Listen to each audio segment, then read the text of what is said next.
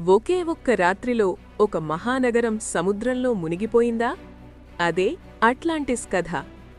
పురాతన గ్రీకు తత్వవేత్త ప్లేటో ప్రకారం అట్లాంటిస్ ఒక శక్తివంతమైన, అత్యంత అభివృద్ధి చెందిన నాగరికత. వారికి అద్భుతమైన టెక్నాలజీ, అపారమైన సంపద ఉండేవని చెప్పాడు. కాని వారి అహంకారం వల్ల, దేవుళ్ల శాపానికి గురై, సునామీలు, భూకంపాల వల్ల సముద్రగర్భంలో కలిసిపోయిందని ప్లేటో రాశాడు. అయితే ఇది నిజంగా జరిగిందా, లేక ప్లేటో కల్పించిన కథ? కొంతమంది ఇది గ్రీస్లోని శాంటోరినీ ద్వీపమని నమ్ముతారు. అది అగ్నిపర్వతం వల్ల నాశనమైంది. మరికొందరు ఇది కరేబియన్లో లేదా అట్లాంటిక్ మహాసముద్రంలో ఎక్కడో ఉందని వెతుకుతున్నారు. ఇప్పటికీ అట్లాంటిస్ అనేది చరిత్రలోని అతిపెద్ద మిస్టరీలలో ఒకటి. అట్లాంటిస్ నిజంగా ఉందని మీరు నమ్ముతున్నారా? మీ అభిప్రాయం కామెంట్స్లో చెప్పండి.